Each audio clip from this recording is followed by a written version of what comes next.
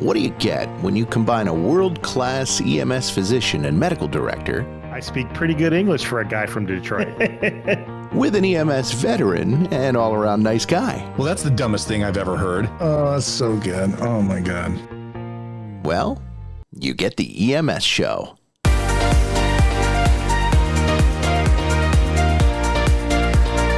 Taking it to the people, here's your host, Dr. Ritu and Mike Vercast.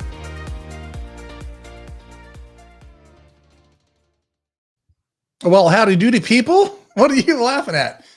I'm just smiling to be here. It's great to be here. It is good to be here. And welcome to the EMS show, wherever you may be watching or listening. I know we are, as we had the intro going, I was over on Twitter. Okay, yep, that's good. Facebook, yep, that's good. YouTube, yep, that's working. Everything's working. It's good. Like, I love it. That's awesome. Yeah, Technology finally. worked for a minute. Yeah, finally, it's neat. Well, hey, you know what I was doing? I was sitting here. Look at Jason Elliott. So I gotta just give Jason a shout out. I saw that he might jump on here, and he's being facetious. Although he does love EMS, but he was one of my guys at Clackamas, and he's gonna kill me if I get it wrong. But I'm pretty sure he's at 12 Valley now. So anyway, shout out to Jason. What's up, buddy? Good to see you. He's in here getting a little more educated because he knows we're going to talk about his protocols, right? So it's our protocols. Why not get a little extra education on it, right? You know, he can take that to Sorensen and get the extra QI. Try to get some credit or whatever hours on that. Yeah. See, I was right. 100% loves EMS. That's good. I know that. I feel that. I can feel it. Yeah. Well, it's coming through the screen. Yeah, it is. It is coming through. Well, I was looking at your shirt there, buddy. Michigan man. If you thought I was a pain in the fucking ass now, now that we're the national champions, no one can ever take it away, or can they?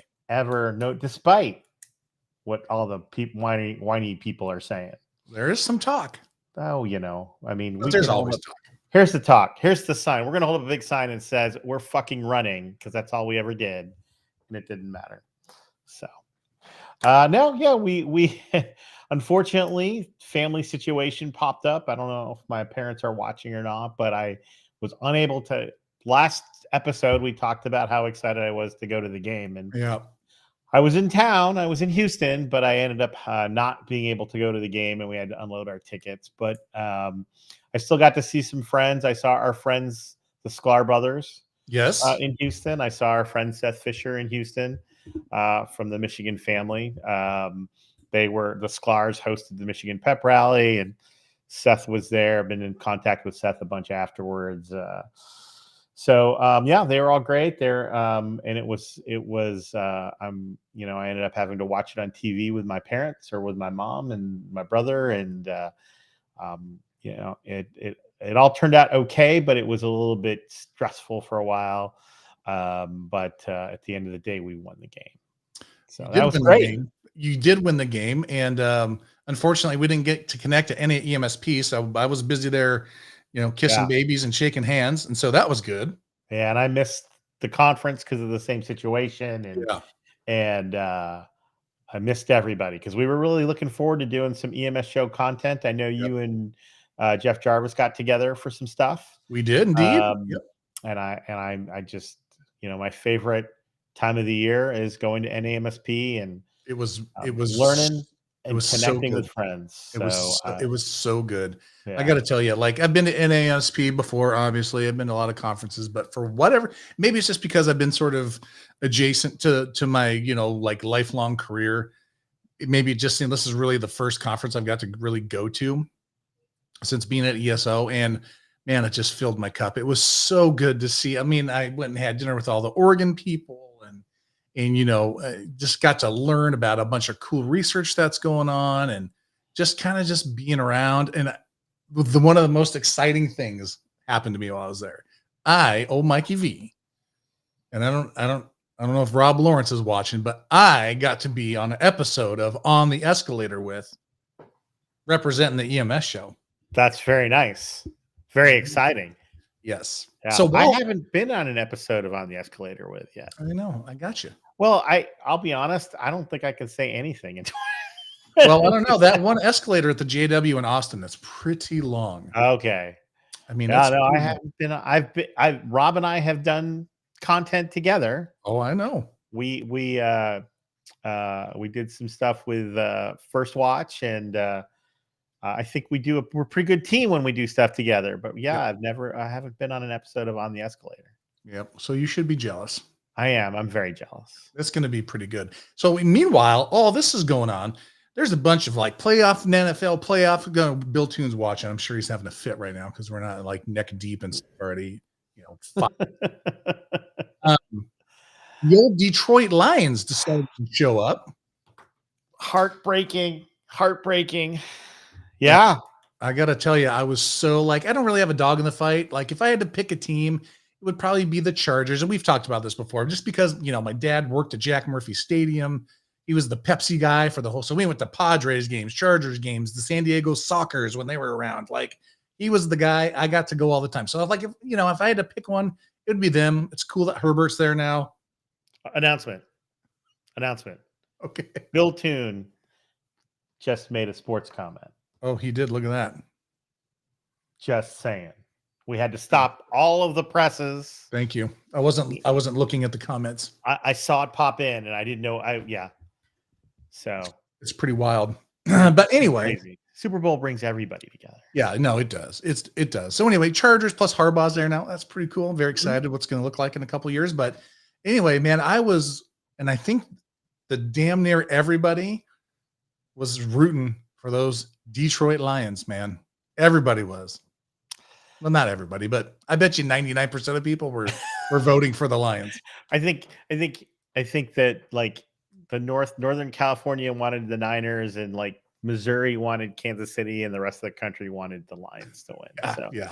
It was a heartbreaker. I was losing my shit at halftime. I couldn't believe what I was watching, and it was so good. The game was last Sunday, and on Monday, my wife looked at me and said, "It's like an hour and 15-minute flight. Why aren't you going to the game?" I went, "Huh?" She's like, "Yeah, it's not that far. Just go to the game." Bing bong. Do you want to come? She goes, No, I don't need to come, but you should go to the game. And so I texted my brother. I texted my brother-in-law, and I'm like, "You guys want to go to the game?" And they're like, "Yeah, let's go to the game." So we went to the we went to the Niners Lions game on Sunday. That is so cool. I was so excited. The weather looked great. The first half was amazing. And believe me, as an Oregon Duck fan, there was this little game against a little team where we were, you might have heard of them. I think it was TCU.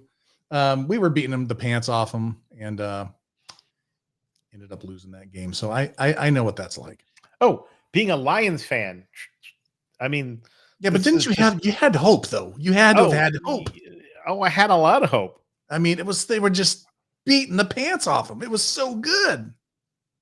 Anyway, I couldn't I couldn't believe what I was seeing, and then it just all went away. Yeah. But this team is good, and this team actually still has some holes to fill, so they can actually still get better. That's what's interesting. It's like I don't feel like this team peaked and got here at the peak. Yeah. Like when Michigan first made the playoffs 3 years ago, there were a lot of young players on the team, and this Lions team is the 5th or 6th youngest team in the NFL. Yeah. And I think all their big pieces are going to be back. They need some big pieces on defense. They need at least one and maybe 2 cornerbacks. They need a safety. They need another pass rusher. Aiden Hutchinson can't carry all of it by himself. We're getting deep. We're getting deep into analysis here. Yeah, he good. Next year, maybe I'm going to New Orleans in early February. I don't know. I think this team will be back. I love the Aiden Hutchinson story. Born and raised in Michigan. Yeah. Went to Michigan, got drafted by the Detroit Lions. Like, it's just Two facts about him. When he was drafted, So he was supposed to be the first or second pick, and Lions picked second that year. And the Lions coveted him. They just didn't know if he was going to go first or not. And I Oh, think Chase Young was going to be. It was between him and so they didn't pick Hutchinson. And so the NFL called the Lions, and they're like, "We want you. There needs to be drama here, so you need to wait 15 minutes to put your card in." And the Lions are like, "Fuck no!" They're like running up with their Hutchinson card. So, and then Aiden's dad is an emergency physician. Aiden's oh, dad was a offensive lineman for Michigan, and then he ended up going to med school. oh, that's And now cool. he's an emergency physician. He works with Bob Swore, Bob Swore from NAMSP's medical directors course. Yeah, Bob and Beth just actually signed off after running that course for years this year. Aiden's dad, Chris, is a emergency physician in the Detroit area. that's pretty awesome. Yeah, it's cool. It's very cool. I know. We're Well, should we work? yeah, we probably should. I mean, I know people don't mind a little banter. I know I certainly don't, but I got to tell you, I've been super excited about this episode. We're actually, we're not really too late. I mean, we usually do it in January. Technically, it's January, so Yeah, there you go. I mean, sometimes we do it in December. that's true. So maybe that's why I was thinking we're kind of late, but let's talk about protocol updates, man. This is always, and we've been doing this particular update for like 7 years. Like I was thinking back, we like probably 2017 we started. I don't know if you were hosting full time then, or if it was, I don't remember. But anyway, been like 7 years, and it's always a popular episode. It's always good to talk about, kind of, at least from one perspective, what are at the time, what were we doing? Now it's what now it's what you are doing, and I'm excited to hear about this too. And maybe it'll be a little bit more interesting because I haven't been privy to all the stuff. Normally, I'm super involved in the process, and that's one of the things that we wanted to talk about a little bit tonight, was just to kind of cover the way the protocols are sort of updated in sort of the Portland metro area, specifically like Clackamas County, Washington County. So the Portland metro area is really kind of like is Multnomah County, which is Portland proper. Then there's sort of the surrounding everything else, and those are the counties that you are the medical director for. And but anyway, so what I thought would be good is maybe, and I'll just let you lead this conversation and I'll chime in a little bit, but does it one man or woman sit in a room and just create this new stuff and just call it good, or what's the process like? His name is Grog, and we have him chained to a table. He has to continually refresh the evidence-based guidelines website, and we get no other input from anybody. Grog just does it, and then we're done. So, no, we have a process, and it's a pretty inclusive process. There are strengths and weaknesses to that fact, and our process hasn't changed since you left, really. Some of the faces have changed as we've got a cadre of newer, younger EMS docs in our system, which is fantastic. Good. But the process and obviously turnover of leadership in the EMS, but the process continues to be the same. We have sort of 3 sets of protocols in a sense that are represented in our process, but we have what we call the Protocol Development Committee, or PDC. We used to call it the Tri-County Protocol Development Committee. It was like a 16-word title. And then I think at one point I was calling it the Northern Willamette Valley, Columbia River Valley Multiple Agency Metro and Beyond Regional Protocol Consortium Advisory Group. So true. But the main players are the EMS agencies that are primarily in Multnomah County, Washington County, and Clackamas County, which are the 3 main Portland metropolitan counties in Oregon, and then also Clark County, Washington, which has their own set of protocols that are separate. So Clark County has a set of protocols. Multnomah County has their own protocols, and then the rest of us work on what's called the Metro Regional Protocol Set. There are some subtle differences between the 3 sets, but we try to make them as close as possible. And then the metro regional set in particular is used by a number of agencies throughout Oregon. And you can find our protocols at any of our county websites. If you Google Clackamas County EMS or Washington County, Oregon EMS, there's a link to the protocols. Our protocols are not copyrighted. They're not proprietary. If anybody wants to use them, they're totally welcome to do so. So yeah, it's this consortium of groups of people who use the protocols that are invited, and each agency basically is allowed 2 members to our committee if you use the protocols. They are allowed to have a paramedic. I want to say a field provider, but it could be the educator, it could be the QI person. Mike represented Clackfire, actually represented AMR first, and then Clackfire. Yep. At the time was no longer working in the field, was just educator or QI or EMS officer with Clackfire. So it's usually one field type person and then one medical director. Obviously, I'm the medical director of multiple agencies. And so what we've done, I have 3 associate medical directors also that work with me. And so basically, like Clackfire, their person is John, Dr. Turner, I think, who was on this protocol update a few years ago. Yeah, he was. Yeah, because when he chaired the protocol committee, yep, he was. Well, that was COVID year. Yeah, he was. That's right. Welcome to the club, buddy. He was the protocol chair during COVID. Oh my and we had to write a COVID protocol, and he wasn't the medical director. It was a shit show. Yeah, but he did great.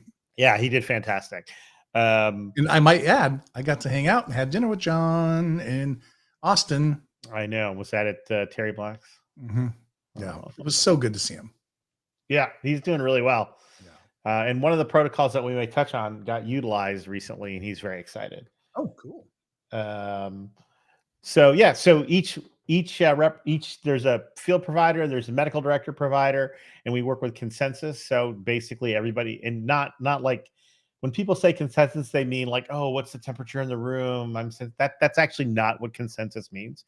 Consensus means everybody agrees. And so one person can derail a consensus. And I've seen it. Yeah. So we work on consensus. And sometimes what happens is you end up with protocols that look like legislation. You can read the compromise. Some of our protocols say or, because there are a bunch of compromises, but you got a lot of really smart people in the room. You have a lot of doctors in there who like to argue a bunch of shit at each other for entertainment purposes only. It's pretty entertaining. But sometimes we lose sight of what happens in the field. And so having the field providers in the room also is really like, no, we're not going to do that. That doesn't make any sense.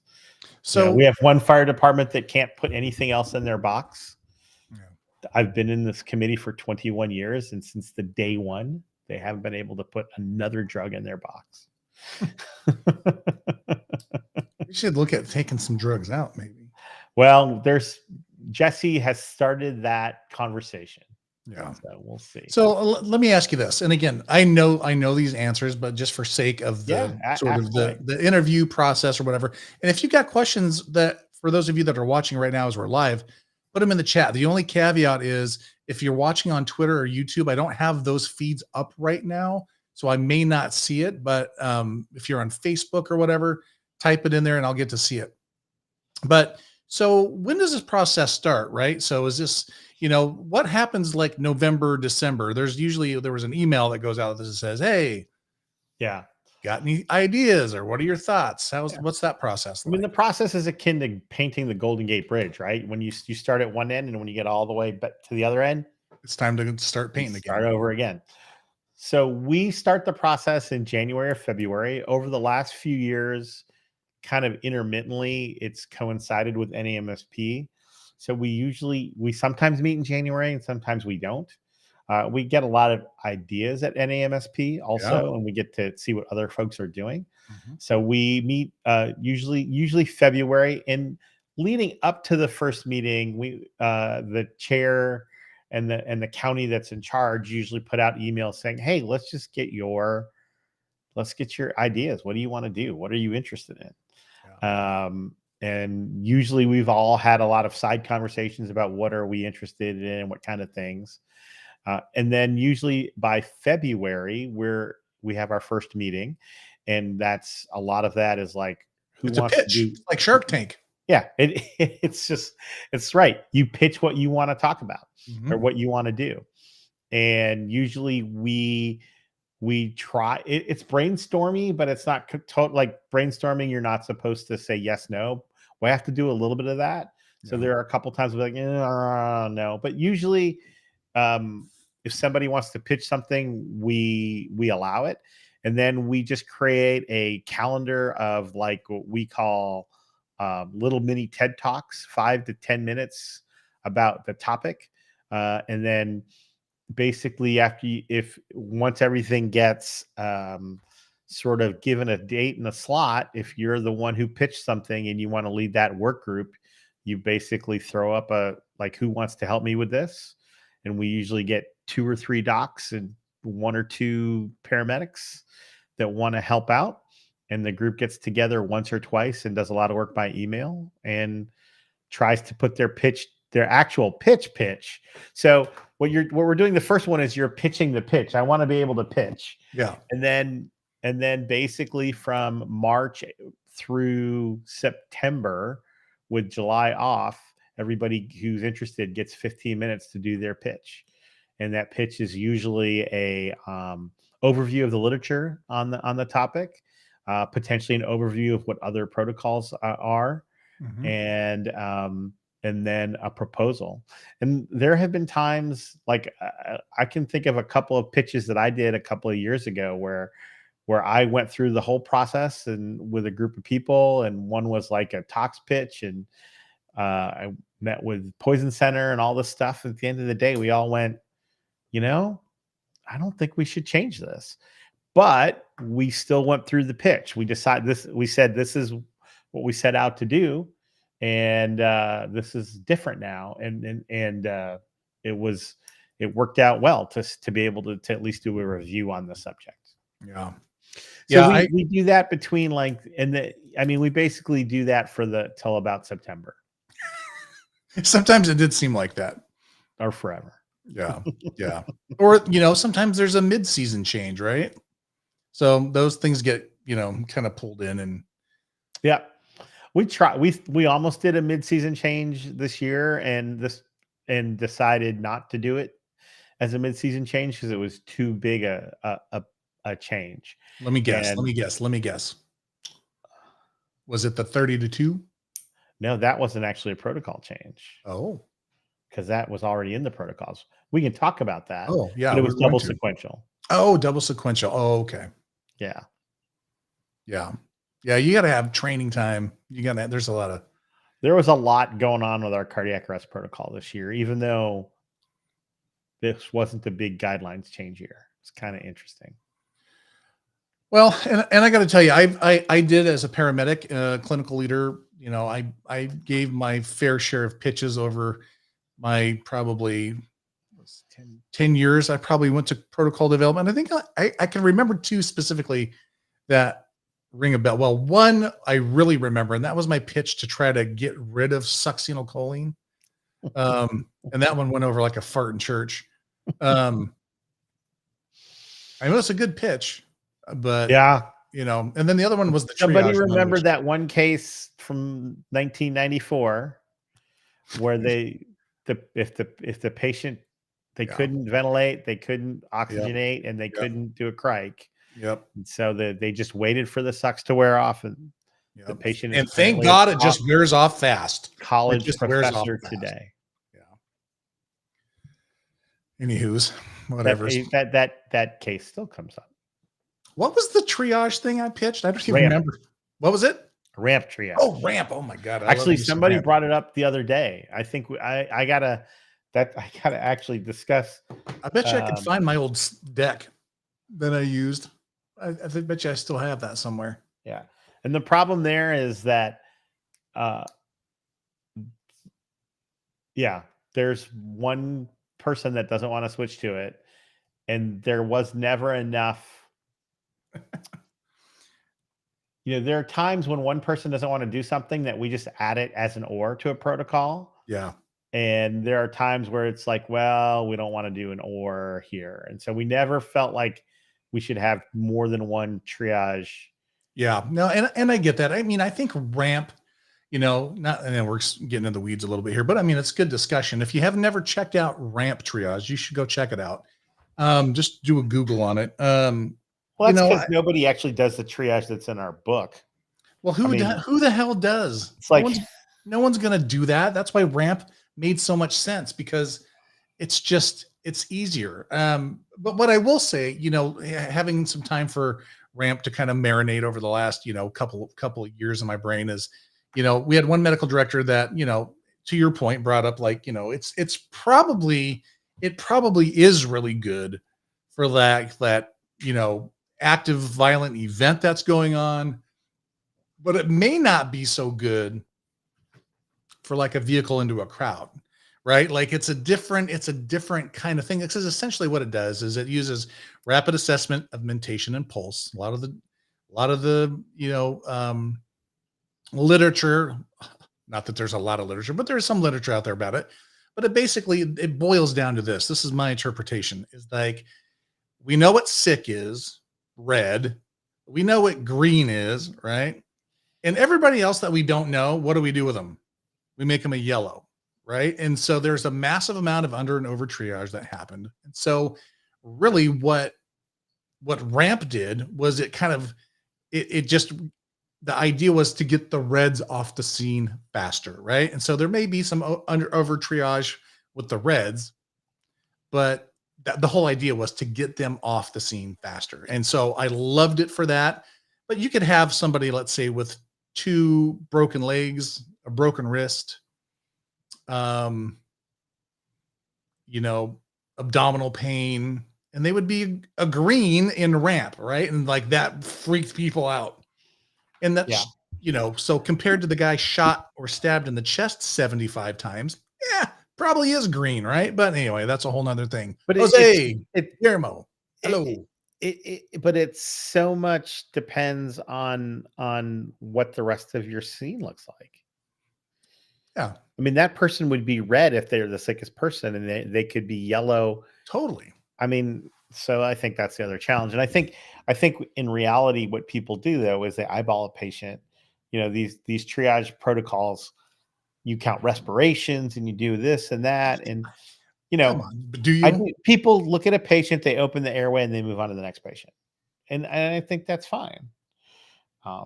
So anyway, all right. Let's jump into this, shall we? To the actual changes. Good discussion.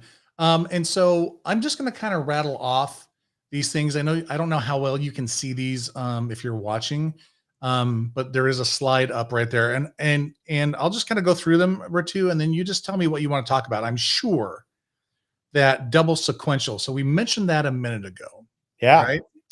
So let's talk about that. There was a ton of work done and a lot of presentations at NAMSP, sort of kind of capturing the idea of double sequential external defibrillation, and sort of you guys obviously decided that it was time. So what was the compelling deal? What was the story? Well, the compelling story was the paper that Sheldon Cheskis wrote. Author was the lead author on from Ontario, looking at double sequential in their system, and it was a randomized controlled trial. And unfortunately, it wasn't perfect. And to the point where I'm pretty sure that my friend to the north did, our friend Michael Sayre, who's an Ohio State fan. Suck it, Michael. Okay. I don't think they're doing double sequential in Seattle. And I think they actually make fun of us for doing it. Do you think they just haven't done it yet? Or do you think they're not going to do it at all? Because people look at, Seattle Fire, King County is and I haven't talked to Michael. I was in a conference call with Michael not long ago after I can't remember if it was before. It was after Michigan won. So I got to smile at him. But did not have a chance to ask him, but the last time I spoke to him about it. He was not convinced by the paper that Sheldon wrote. Yeah, I think that's kind of what Sean. Andy's here. Andy McCoy. Andy McCoy, who's one of the medical directors up in Seattle, just joined in. Thanks, Andy. So yeah, they most definitely are not going to it, and mostly just because I'm from Michigan and I went, and that's because. And I fear that if you want to have fewer survivors because Michigan won, that's up to you. So, but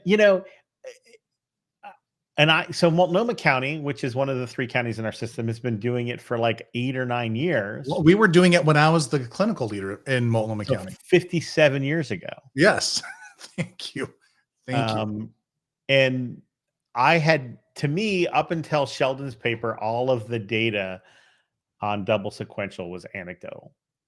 Just whether it was case reviews or case series. This was and the paper itself is not there. There are a couple of big flaws in it, so it's not perfect by any stretch.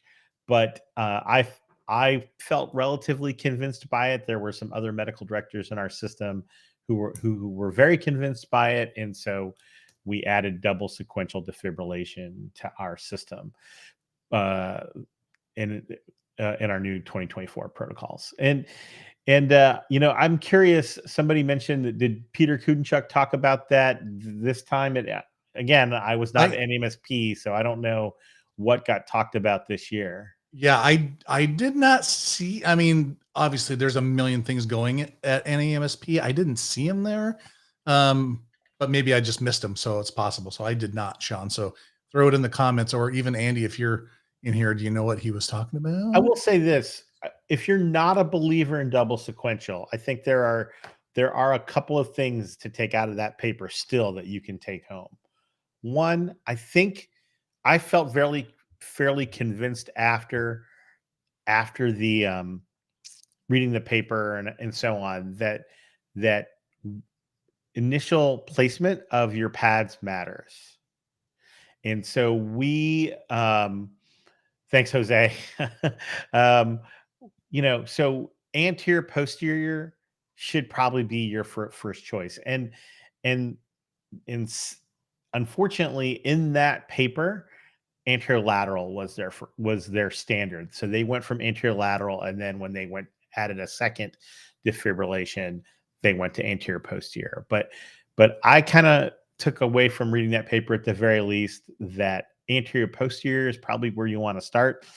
And that if you have if you do 3 shocks and you're still in VF, that at least you ought to have a vector change if you're not going to do doubles. Which in all fairness, we've had that in our protocols for as long as like 20, I don't know, 16 or something like that. I think when Multnomah went to double sequential, we decided we would go to a vector change at the same time. Well, I mean, from an operational standpoint, literally physically running the cardiac arrest, especially with the proliferation of mechanical CPR, I don't see how you could even start anterior lateral. Like, it just makes more sense to go anterior posterior from the get-go, because then you're going to have to stop, try to get a pad underneath there. It just sounds like a nightmare. So yeah, and I think anatomically it makes more sense. And if you look at the paper, you could make an argument that it didn't show that double sequential was better. It just showed that anterior posterior was better. And I think that's kind of the flaw, with the paper, is that it's a little bit more difficult to tease out whether switching from anterior lateral to anterior posterior versus, because they had 3 groups in that paper. They had standard care, they had double sequential, and they had vector change, and the vector change group did better also. Yeah. Well, that's good. I'm glad. And so was this the protocol that's already been used? Did you guys bust this out already, or no? The double sequential? Yeah. That's in the new, that's in the that's in the new protocol. So Well, that's no, I know, but it hasn't been used yet. Is because you teased that one of them had already been used already. Oh no, the other one is far more interesting. Oh, okay, all right. So Andy says he agrees with the take homes, where that it's not yet defined therapy interval between shocks is random. Interested in studying it once a defined interval between shocks. Yeah. I mean, I agree with you on the refractory versus recurrent. That's yeah. And we had that question a lot in our training, and what we decided is that if you, after 3 shocks, if you are in VF, then you get double sequential, even if it's recurrent or refractory. Huh. So if you need a 4th shock and on, it's a double sequential. All right. In our system. So wild. Yeah. And again, and plus, and part of it too, I mean, just to be really frank, is that, I mean, Sheldon Cheskis has like the best hair. And just based on that alone, I did an interview with Sheldon at NAMSP when we were doing the poster walks, and he was just squared away, man. He looked good. He had like a turtleneck on. He had his hair Sheldon is very stylish. He is stylish. Style. He was looking good. All right. He's a great guy too. He's smart as a whip. Oh yeah. It was so good. He did a lecture a couple years ago on a paper that they did where they basically looked at I think it was during a virtual NAMSP where they looked at drones and using drones and all that stuff. So it was just kind of like a tabletop thing. So we can also talk briefly about 30-2 here. Well, let's talk about that because I want to say something first. So I saw the magic name Kudenchuk. So I am a Kudenchuk fan, have been since me and Bill Conway. That was the first time we actually met, was we went to the resuscitation academy at Seattle Fire, and got to hear from the man in person for an hour on why does CPR work, right? And there was a video that was part of the Resuscitation Academy of materials, at least it was back in the day. And I showed it every time I taught CPR to our group of firefighter, paramedics, EMTs, whoever, volunteers, it didn't matter, because it was so good. And this is directly relevant to what we're going to be talking about. So there were a number of slides and data points that he shared in his presentation about why the intervention of CPR works, right? What happens to, systolic pressure and diastolic when it drops below 0, it never kind of reaches, aortic pressure never really drops all the way down, blah, blah, blah. So all these really fascinating things. And one of the most ones was when we talked about the pauses, right? Everyone knows pauses are bad. Pauses are bad. And every pause is worse than the pause itself, meaning the time to get back to sort of a realistic sort of state of circulation after a pause. So a 3-second pause really costs you about 16 seconds of circulation, right? And so when I heard probably a year before I left that another agency in our area was switching to 30-2, because we were kind of a continuous compressions shop, right? Like our whole area. Our whole area was, yeah. Yeah, like it, yeah, science of CPR. Yeah, exactly. Sean's got it right. I just can't fathom the 30-2. So fill me in on this, because what the hell what did I miss? Yeah, no, I think it's a great question. And I'll be honest. I am still not 100% convinced that 30-2 is the way to go. Yeah. But I do, that 30-2 is necessarily better. I'm a lot further along than I was a year ago, thanks to particularly to Matt Neff.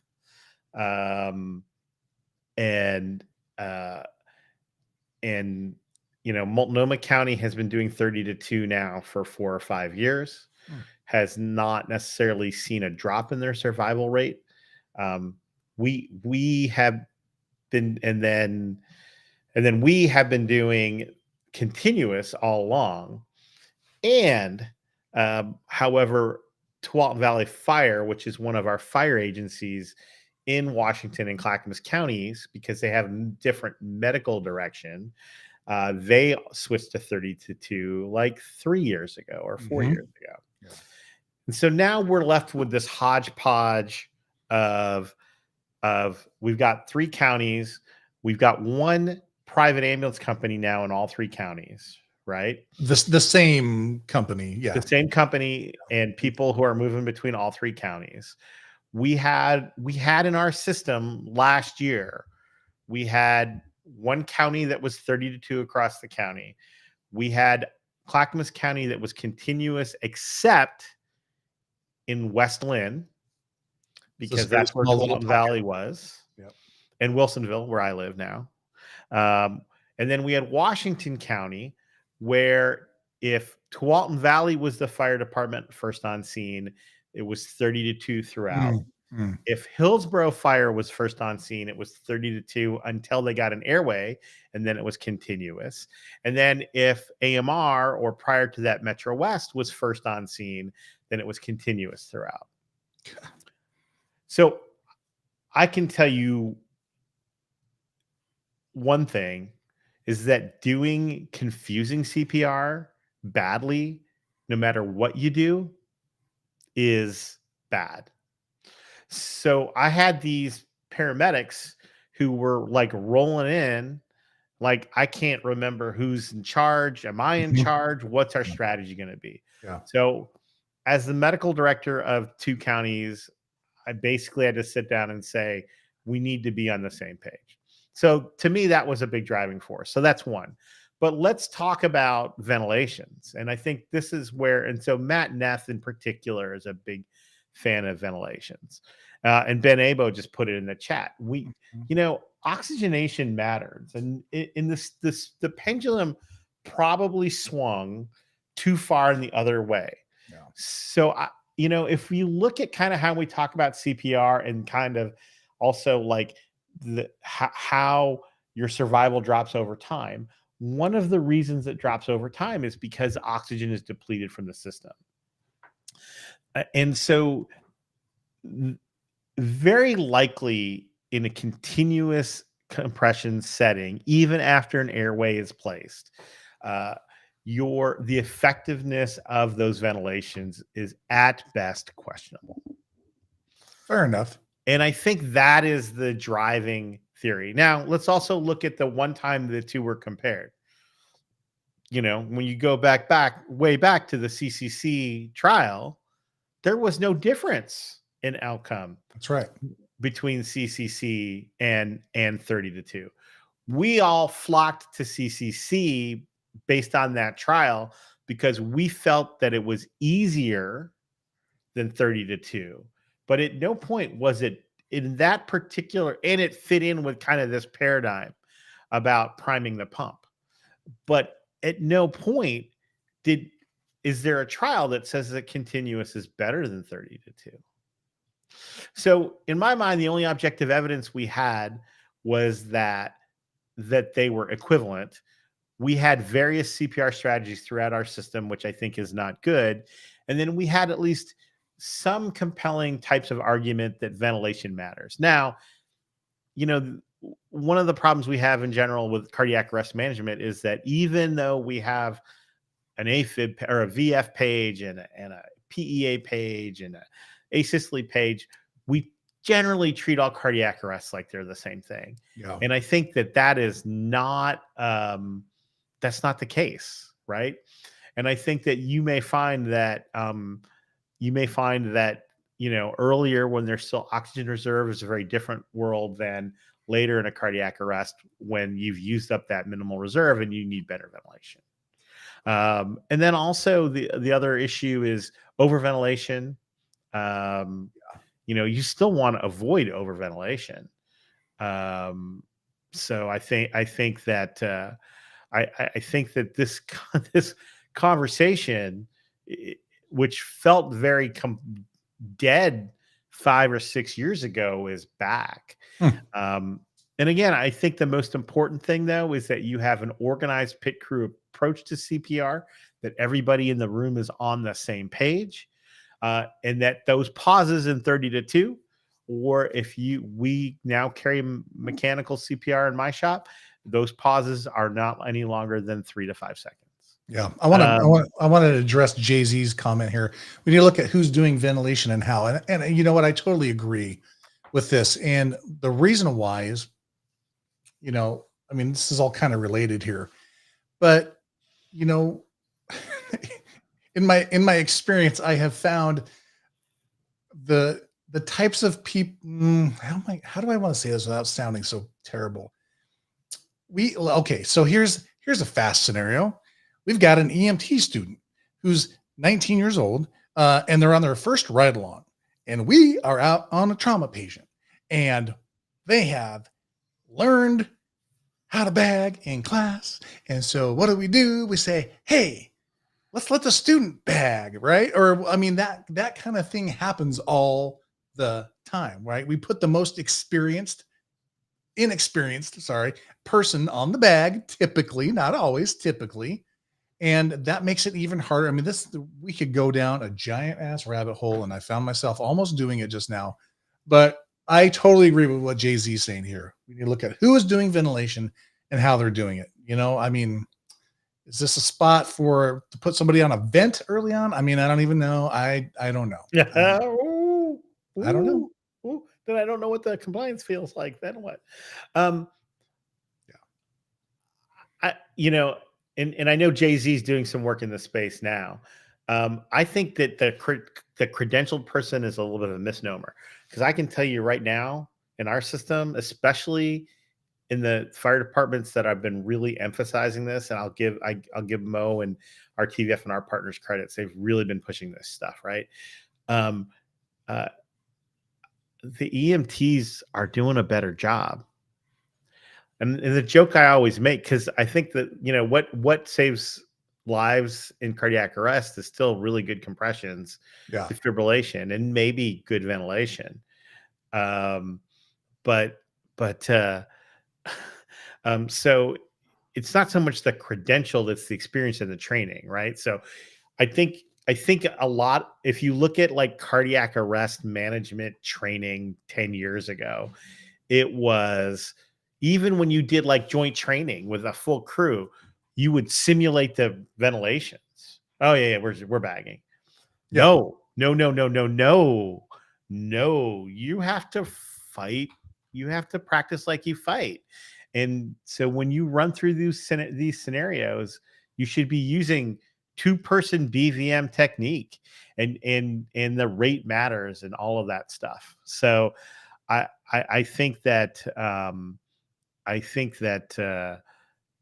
having a highly experienced EMT who knows what they're doing on the BVM is probably better than like a green paramedic, as an example. So, well, I sent Ben Abo an invite here. We'll see if he hops on, but oh my God, he was dying. But all right, let's get on. Let's get on with a few other things. You guys are doing acetaminophen via IV now? We are. Wow. Well, apparently, according to our pharmacists, so one of the things that we've done in the last few years, as a result of actually the work we saw, the presentation that LA put on about the use of a pharmacist in their protocol committee. Yeah. Oh my God, there's Ben Abo. Hi, boys. Hold on one second. Let me just finish this thought. But the use of a pharmacist in their protocol in their system, we now have a clinical pharmacist as part of our protocol committee. That's so awesome. And so he pointed out to us that acetaminophen is no longer like super expensive. The IV acetaminophen is relatively inexpensive now, and that we could. So at that point, especially since we continue to try to de-emphasize opioids in our protocols and our practice, we put IV acetaminophen on the rig today. Oh, he's walking away. He's gonna go. Oh, he's getting a frying pan. So has he got a banana? Are you calling us on a banana? Cooking a non-banana meal. All right. So let's welcome to the show previous guest of our show, all around a toxinologist, toxinologist, toxinologist, Dr. Ben Abo. Hi, buddy. I That was saw hot. you. I saw you having a fit in the comments, and I'm like, God, let's get him on. I appreciate it. I guess I do have a. But hello, can you hear me? Oh, we got you. You're coming in clear now. Yeah, there you go. It's an actually banana dachshund. I Oh love my it. God. Because I'm obsessed. No, pleasure like to be on. Yeah, I was having a little bit of a fit because it's this is one of those things, right? Like, and you both were just hitting to it, and I've been really passionate about it, especially the past year and a half, kind of really going headstrong about it. It's for me, I got certified as a lifeguard, and that's when I first got healthcare provider CPR at 12 years old, and they would hand the least. That's what happens in every code. The least experienced person here, Yep. the EMT. And I've got 9 departments. There are ALS non-transport and some specialty teams and stuff. But like every single time, it's the least experienced person, and it's the most complicated thing. And one of my services for the city of Gainesville, Alachua County. Let me go back a moment, and I'll be brief with it, I promise. But when I was medical director of Hallandale Beach before they merged with Broward County, we went to in 2014 or 15 pediatric sized bags, at least to help with the ambu bags being 12 to 1500, but your tidal volume is too much, right? We went to it back then, and then the transport agency in Gainesville for Alachua County, they went to and did publish a decent paper about switching to pediatric bags because it's the volume, this and that. But it's not just the volume either. And I really believe in, and I want to really push party crasher. That's how I roll, baby. Orange, you glad I'm here? I am very yes. Thank you. So sorry. I'll cut back on the jokes, but um, Fucking Gallagher became an EMS medical director. people don't. That's why on my back it says Doctor Yes Really, and it's also my. But here's the thing, right? I really love the term, and I really take to heart medically director rescue. But in this topic, high performance ventilation, right? So we need real time feedback, just like we're getting on good compressions. Are they good? And compressions is not just rate. It's rate, it's depth, it's recoil, it's frequency, it's switching, right? With ventilation, it's not just volume. It's not just volume. So just switching to the bag, I don't think is enough, right? You have the volume, which average tidal volume for adult is 400 to 600, right? Mm-hmm. But the old bags were 12 to 1500, the old ambu bags. Um, How often are you giving a breath? Is it one every 6 seconds? Is it one every 5 seconds? So essentially is it 10 to 12 breaths per minute? But what about the speed, also the velocity? Mm-hmm. Are you doing it over 1 minute? Or sorry, 1 second? 2 seconds, a second and a half? Like how much? And then with that is the pressure. A ventilation is going to follow the path of least resistance. It's like my brother and it's like my ex-girlfriend, right? Path of least resistance. So if you do it too fast, too much pressure, too quickly, the air is going to go where you don't want it. It's going to go in the stomach. And aspiration is a problem. I'm not denying that. But even just filling the stomach decreases your likelihood of ROS because it increases intrathoracic pressure, decreasing thoracic return, right? So it goes into all these things. And then do you even get a seal? I love the Zoll products. But one of the newer things that's out there, and one of my services, we just got all new X Series Advanced. Advanced, yeah. Love it. One of the things that I do like out of it that I have rolled out in 2 of my departments is the respiratory feedback. Mm-hmm. However, if I take that bag and I squeeze it in the air, all it tells me is the volume of air passing that sensor. Right. I don't know if it's actually going into the lungs. I don't know if it's even going into the stomach. It's just passing it. So I don't know if I have a good seal. So I really mandate and I push and I practice. Whoever's on airway, one of the most advanced people if I'm limited on people, the code commander, so to speak, that's who has, they're looking at everything, and that's who is holding the seal.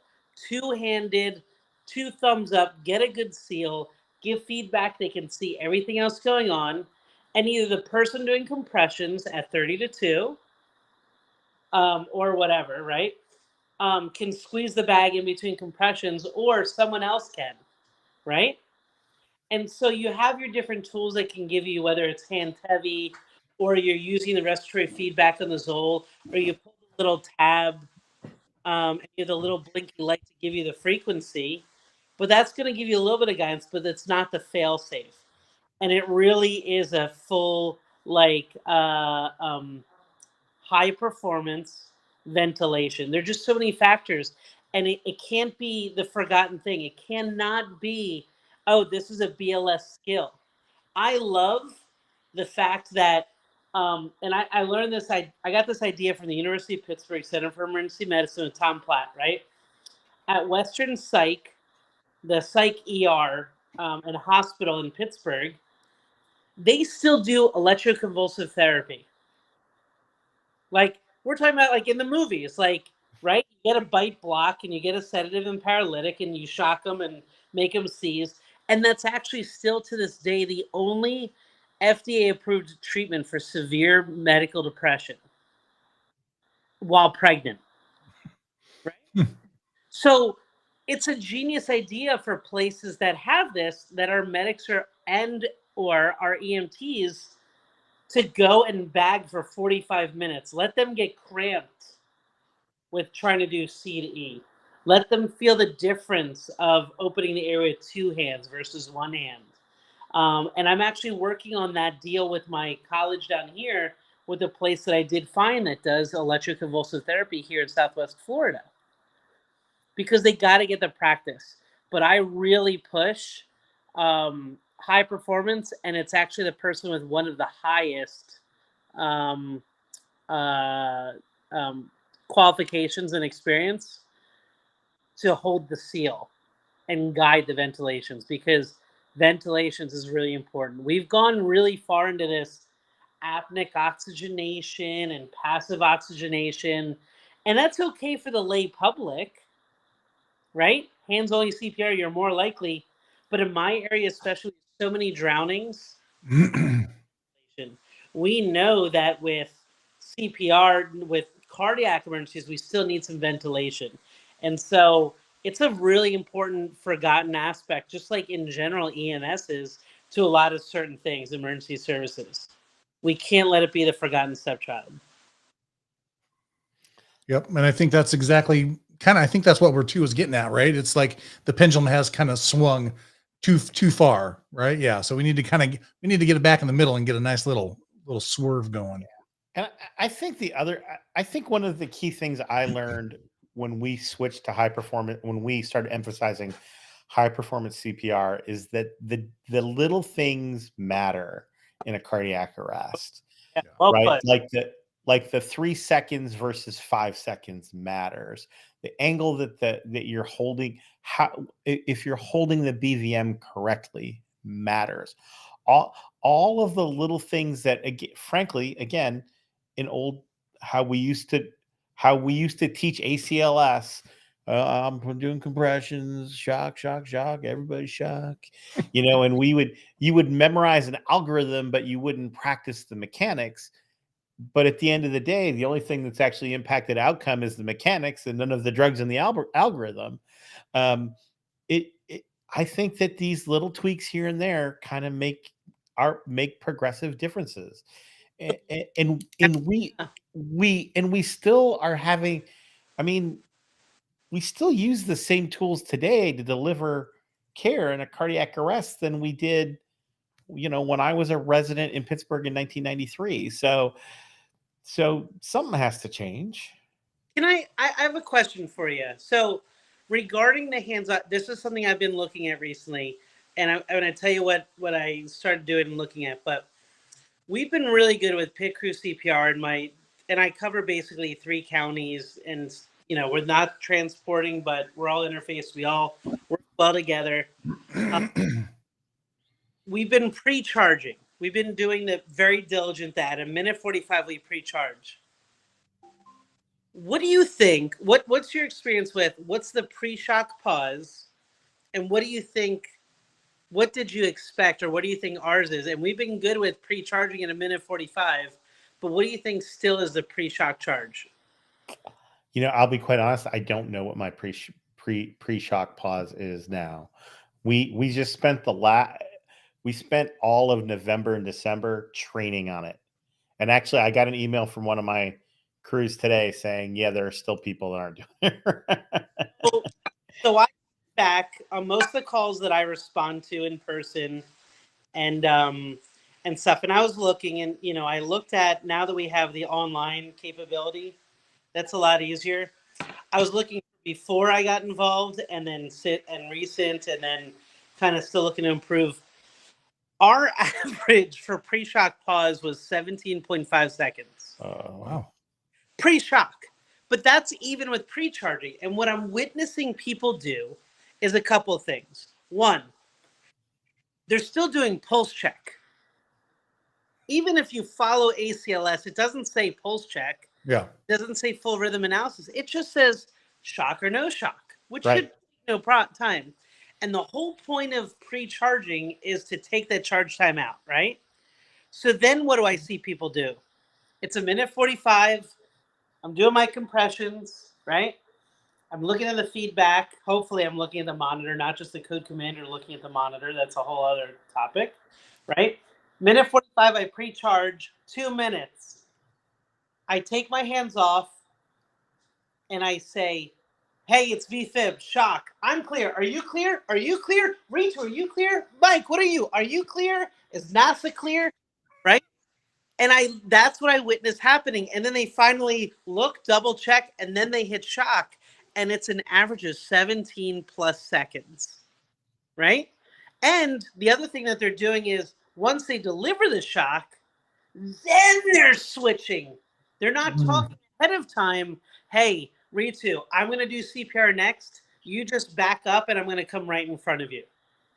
Right? So that's part of that orchestration of that complex symphony. Yep. Yeah. Those are the exact things that matter. Those are the exact things that matter. Yeah. It's those little things that add up. Everything in moderation, including moderation, but we got to practice like we perform because practice makes. Perfect. I hope. At least. No, that's wrong. Thank you.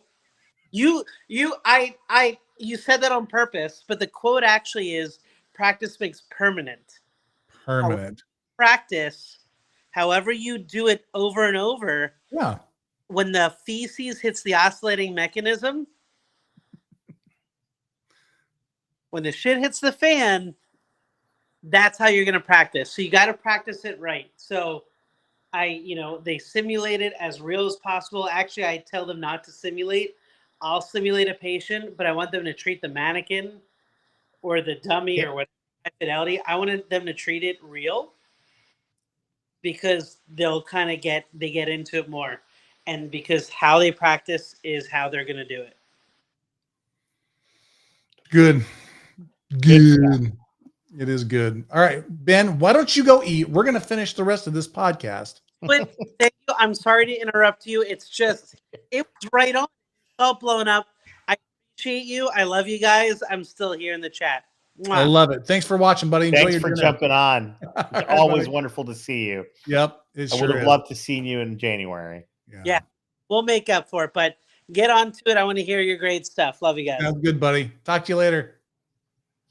Wow, that's so good. Live television, everybody. Live television. I almost dialed him up and just brought his audio on, but I figured, he was ready to go.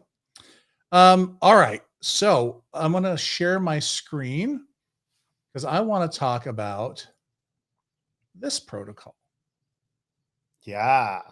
So this is new medication page. Tell us about it. It is a new medication page.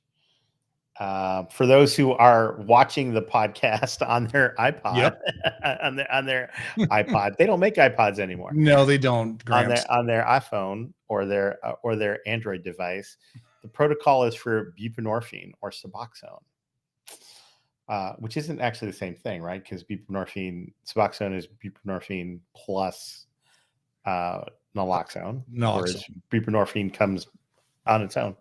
So yeah, we have started after the last few years at NAMSP and looking at the experience in New Jersey and in Northern California, and John Turner really being the champion for this, we have put in place a protocol for induction and also San Antonio and the work they've done.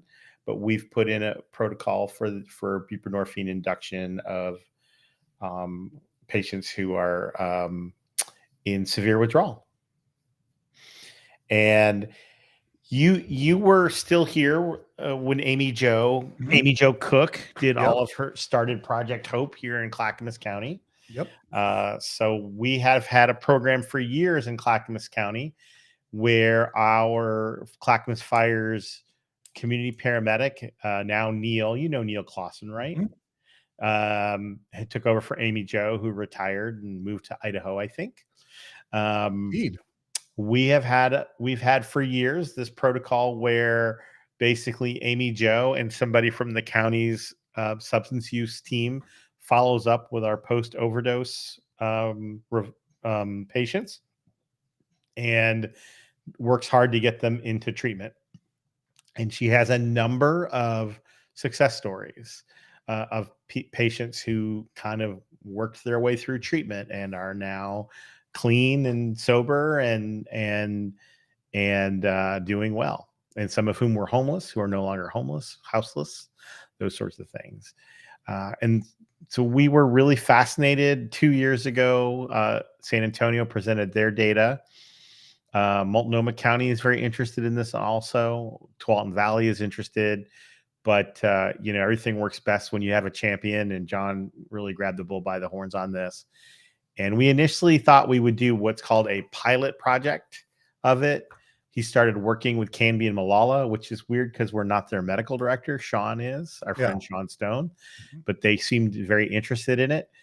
So we started working with them, but we started realizing too that everybody was kind of interested. And as a result, we took primarily San Antonio's protocol and we did some R&D on that. And it's rip off and duplication for those of you that are new to the show. And which EMS is great about. Everybody, I mean, I think that's the biggest compliment you can get if somebody does R&D on your protocol, right? Yeah. And implemented a buprenorphine protocol, and today or yesterday was recently used. This is the new protocol that was recently used for a patient who had had an overdose, got naloxone, had a very high opioid withdrawal scale, and got started on bupe and taken to the hospital. To me, this is as a public health person, this is like Public Health 101, God's work. So very exciting. Some people might be looking at what the heck is the clinical opioid withdrawal scale? The COWS score. It's simply an objective score that you can that tells you the severity of the patient's withdrawal. I actually taught the bupe station more than John did during our multi-agency training. And the best way to describe what bupe does is it's an opioid, but it's an opioid that doesn't fit the receptor exactly perfectly. And so what it does is it unlike naloxone, which puts a cap over the receptor, it goes into the receptor and it blocks it and it makes it fire kind of at the same time. So one of the problems though is if somebody is opioid dependent and they're not in withdrawal and you give them a partial antagonist like buprenorphine, you can precipitate withdrawal. So from an emergency EMS perspective, so somebody who is wanting to stop using opioids, who wants to get on Suboxone or buprenorphine, they do a very slow induction ramp up if they don't have any symptoms, because you don't want to precipitate withdrawal. But that's not the patient population we deal with, right? Yeah. We have patients who did an overdose. They're dependent on opioids. Now they're dead. We saved their lives by giving them naloxone, or the cops did by giving them 17 milligrams of naloxone. Yes. And Amen. now they're in Florida withdrawal. Yeah. And that's a really good time to sit down with somebody and go, let's talk about your life choices, right? Are you interested in getting treatment while you're in Florida withdrawal? That never works. And so, the work that they've been doing in New Jersey and Northern California and San Antonio showed that patients who are in significant withdrawal can be managed with relatively high dose Suboxone.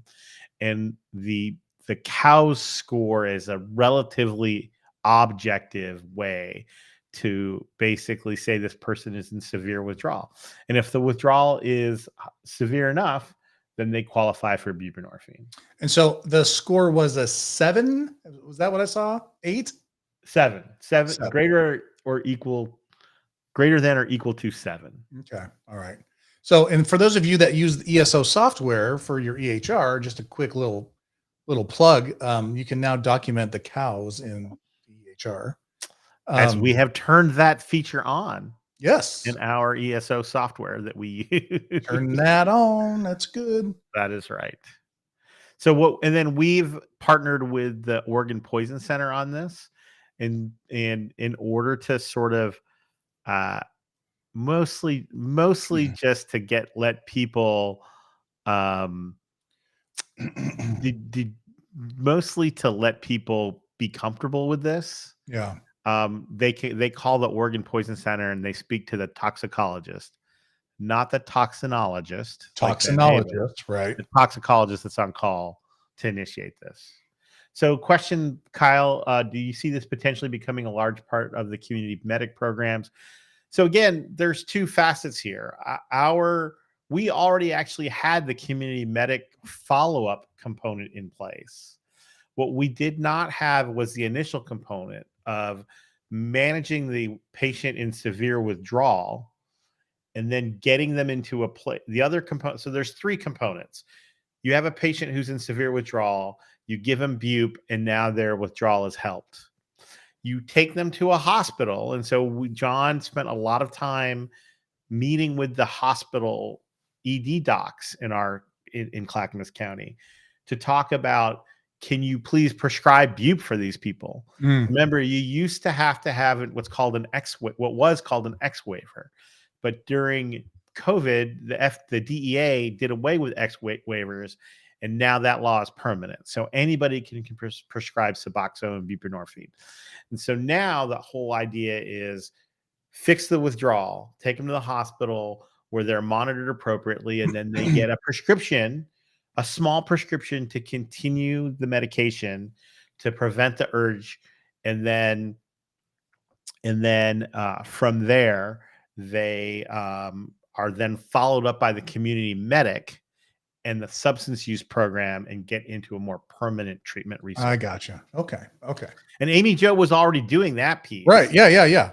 And so the whole idea is to get people to Amy Jo, or now Neil, in a place where they're more willing to listen to him and the substance use team that's working with him.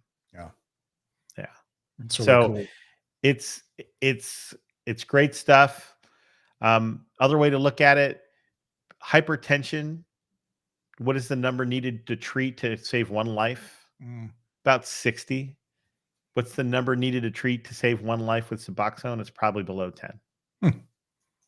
Wow. And as a reference, like an AED is like what, 3 or something? 2? The number needed to treat to save one life, it depends on your VF survival rate, but it is 2 or 3. Yeah. So think about that. Yeah. Wow, that's really great. There's a lot of other stuff. We're at an hour and 15 minutes already. This episode typically runs a little bit longer because we always get into things, and we don't always get Ben Abo.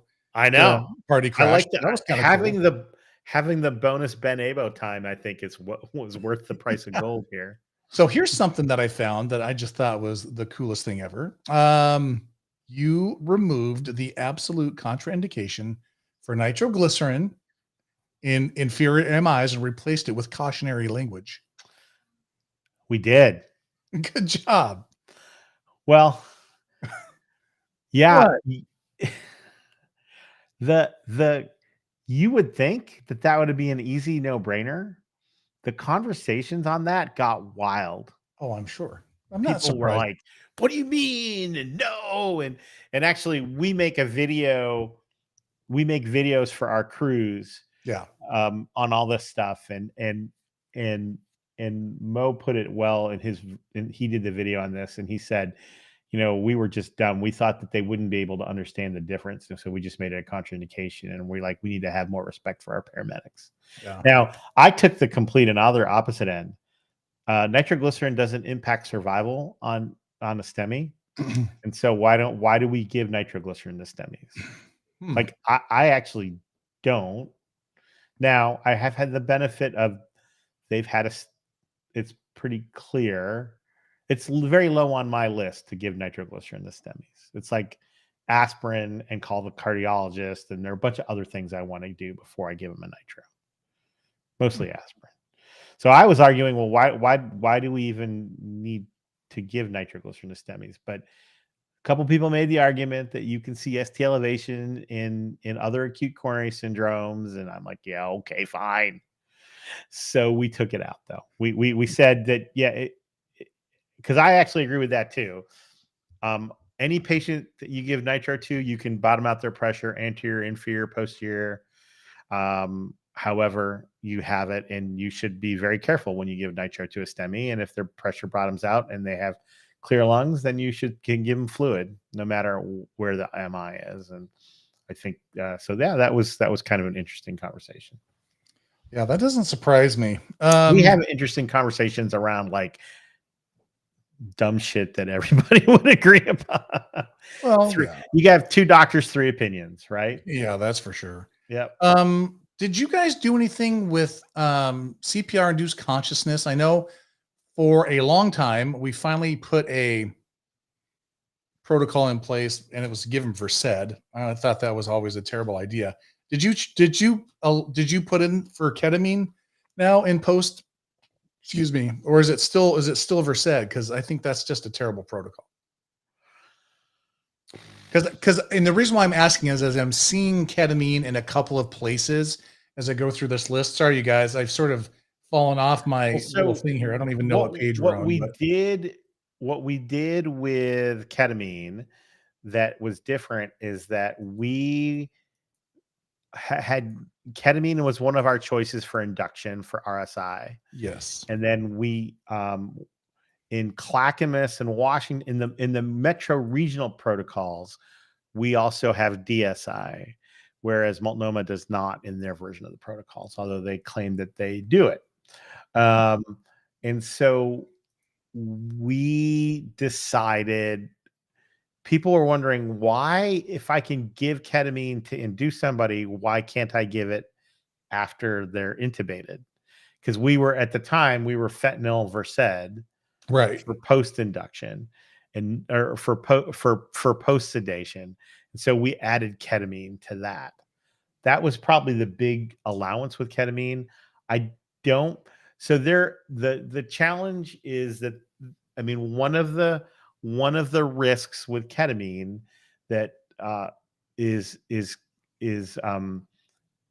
reducing cardiac output, and there are some people who are more worried about than other people. And so the group that it says that you should not be giving ketamine in a low cardiac output state has continued to win. And so we do not have ketamine in our CPR induced consciousness protocol yet. Although in the very limited literature around CPR induced consciousness, at least one of the papers we looked at, ketamine was used. I was just curious. I think I saw a tweet from Antevi or something, or he was hosting somebody and he shared his, I don't remember what it was. Anyway, I saw ketamine in there. So I saw the ketamine on here and I made the connection. Maybe we changed it too. I couldn't remember. Let's see here. Updated the 3 device user guides for LVAD. That's been an ongoing disaster. Well, that's not the right word. Just it's so much information. Oh my God. Lucas, new procedural page. Was there not a page for Lucas in the protocols? No. And I also noticed that there was a Zoll squeezer protocol. Squeezer protocol. Who's using that? Hillsborough still uses it. Oh, copy. Okay. Oh yeah, auto pulse. There it is, right there. Let's see here. So yeah, and we spent our multi-agency training in both counties, kind of integrating double sequential 30-2 and mechanical CPR. We did mechanical CPR probably twice this year in Clackamas County, but again, telling people, like, if you're putting the mechanical CPR on at like 2 minutes, then it's too fast. This is a 9 to 10 minutes down the road situation. Yeah. And even then we want, those pauses, it should be done within the scope of the natural pauses. Yeah. No, that's good. Let's see here. There wasn't really much. It looks like you guys added lorazepam also. Yeah. So we added lorazepam everywhere we have a benzo, just because we were not able to get midazolam. And the day that we added it, we all said, yep. And so Dave Dennis went through and Mo, like trying to put equivalent dosing in every place where we had midazolam, adding lorazepam. And then that very same day, my hospital sent an email to all of the doctors saying that we were out of Ativan and we were using midazolam. So, all the benzos, can't get them ever. Yeah. What's the situation with medications right now? Is it still? It sucks. Again, I've been out of that loop. So we have a lorazepam shortage in the hospital. We have a midazolam shortage in pre-hospital. So we're getting epi right now. Fentanyl kind of still comes and goes. The rule, you need to get to the supplier before Ben Sorensen does, because he'll buy it. Still exists. And then people are doing all the same shit. People are putting in a new order every day until they get something. Oh, ketamine. Ketamine's the big one. Shortage. Well, we've been told to expect our next shipment in sometime around June or July of 2025. 2025. Wow. So I don't have an alternative medication for DSI. Yeah. AMR. I think one of my 2 counties, they're out, but our fire departments still have it. Yeah. Hillsborough Fire bought all the ketamine because they're like, oh no, we have plenty. But 2025 is what the last I was told. And I don't ever like to say stuff nice about Jeff Jarvis. That's not true. I say nice stuff about Jeff all the time. But I mean, his work really convinced me how important DSI is to this community. And I think it's a big loss in patient care quality if we don't have ketamine for DSI. Can you not compound it somewhere? Nope. Nope. We talked to compounders. We are not using it for pain right now. Oh, I have restricted its use only to DSI. It's a DSI. Well, that's a good move. That's good. So not because I don't think it's a good pain medicine. I think it's a great pain medicine, but I want it, since we can't get any, we're only going to use it for DSI.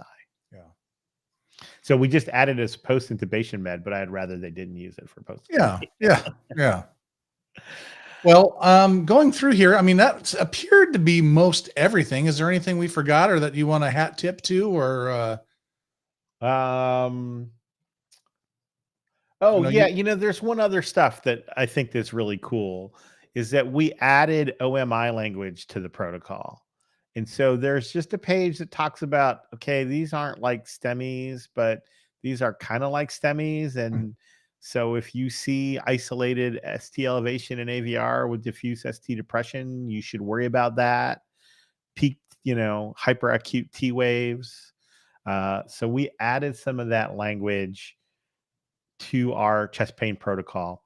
Now, again, we are talking about limiting the size of our protocols again, and which is funny because we initially created the Metro protocols for the because our protocols were getting too long and we wanted to cut back on them. They're still pretty long. Oh no, they're a lot longer now than they were when we did that. So so yeah, but I think that's cool. I think that and formally putting Scarbosa in and all that kind of stuff. So I thought that was pretty cool. I was trying to see if I could find that OMI stuff. I don't know where. Our protocols are 367 pages. Oh, I know. And as a reminder, if Ritu had his way, it would be a 1-pager. Don't do stupid shit. Don't do stupid shit. The end. Well, I'm not finding it, but again, I'm using the raggedy PDF search function. It's not that great. Anyway, you have to take our word for it. It's in there. But again, you guys can go to the link if you want to look. Just for example, I mean, I shared it before. Just type in Clackamas County EMS. First thing that comes up, and then you just scroll down. You can see the actual document there. Kyle says, "Do you have combined protocols?" I'm not sure. What does that mean? Like ALS, BLS? If that's what you mean, then yes, everything is combined. That's what you mean. Our expectation, we have at the front of our protocol book the most recent scope of practice for the state, but our expectation is that our providers know what their scope of practice is, and they will and they will work to the maximum of their scope of practice. So we don't delineate between ALS and BLS on our protocols. If you're an advanced EMT, you know what you're allowed to do. You do that. Yeah. If you're an Oregon EMT intermediate, because we still have those, you know what you're allowed to do. And that's the intermediate. Sure. I was an intermediate for a couple of years, man. It was awesome.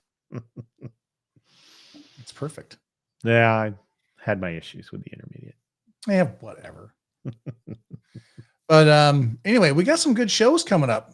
I know one thing we have not done, and we are planning that, not as we speak, but it is in the works, is we have not done an advocacy update. I know. In a while. So you again, being you, know all the right people. And so you already had a guest in mind from NAMSP, right?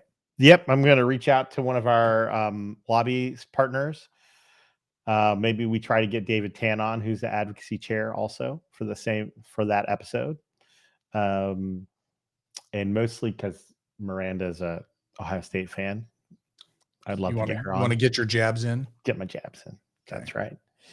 That's right. My daughter said that we are icons. Hi, Melly. I'm just going to leave that one up, actually. That's a good one. So, yeah, and I think there's a couple other people we'd love to get on. I think Jose decided he wants back already. So we're going to reach out to some folks, and if you guys have other, I like it when we have guests. I like when we get to learn about somebody and how they got here and why they're doing what they're doing. So if there's someone that you think we should have on the show, let us know. Just send us an email or comment in Facebook or YouTube or Twitter and or X or whatever the fuck it's called now. Oh, hey, your daughter's gonna be our next guest. She apparently wants to interview us. So my daughter actually did that. She did. You actually helped. We used she for one of her classes, she made a little podcast and she interviewed me on that. So. Yep, that was pretty good. I want to give a quick shout out before we get out of here. So for those of you that are in Oregon that are watching, which I don't know, there might be a couple, State of Jefferson or EMS listening. Conference. Yeah. Yep. That is coming up. I made a pitch for it on there's an Oregon Paramedics Facebook page, which, is pretty good. It's not super busy much anymore, but I did throw a little notice on there. But like, if you need to come to a conference, you should totally consider coming to State of Jefferson. It is great. It is March 7th and 8th in Ashland. So it's down in Southern Oregon. I'll be there. I'm so excited to come back and visit. I'm making a whole trip of it. So I'll be there. Ritu will be there. Jarvis will be there. Maya Dorset is going to be there. Rock Rock. is going to be there. I don't know who else is going to be there. Coming. Who? Jeff Jarvis. Yeah, Jarvis. I said Jarvis. Oh, okay. I missed that. Yep. I think we're going to do a podcast one night. Yeah. So I think one of the last lectures of the first day is going to be sort of about podcasting, just sort of generally about EMS and the foam ed and why is it valuable and what's the benefit, all that kind of stuff. And then from that, and I think we're all three teaching that. Oh, Have you heard that? I have not, but that's okay. I can do that. Yeah, I think we're going to do that. And in fact, we just did the planning for it just now. Sweet. Yeah. And then we're going to actually go somewhere and we're going to do a live broadcast. Now, is it going to be live? I don't know. Maybe we'll see if we can stream it, but it would be pretty good. But I think we're planning on having Maya, you, me, Jarvis, and we're just going to talk about stuff, take questions from the audience, and just talk about EMS. It's going to be awesome. Now, when I was asked to come, because I have spoken at every episode of this particular conference. Oh yeah, look at that. So you want to start a podcast? Jeff Jarvis for Tucsonte and Mike for Kest. Oh, there. But Gary said, "Yeah, you're going to be the thing on Jeff's podcast." I said, "Excuse me." Excuse me. Excuse me. There will be no script, hence it will not be the EMS layout. Right. Yeah. We're not going to sit there with a teleprompter. Yeah. Which we did once. We did very well with. No, this is going to be the EMS show podcast. It will be indeed. And it will be great. It will be fantastic. Much akin to, I think, like the one we did in Lake Placid. Yeah, we did. That was a good one. And Maya was a guest on there. I still have there. my signed puck by the gold medalist. No big deal. Just, Miracle on Ice. Yep. Not a big deal. 1980. Yep. All right. All right. Well, I'll get us out of here. On behalf of Dr. Tucsonte, Mike Verkest, I'm looking at my controls. You've been watching and listening to the EMS show. It was great to see you. Thanks for hanging out. We had such a great showing the whole time. It was awesome. So we will see you on the next episode. Take care, everybody. Take care. Hey, thanks for listening to the EMS show. Let's continue this conversation. What do you say? Check out the official Facebook page and Twitter feed. The EMS show is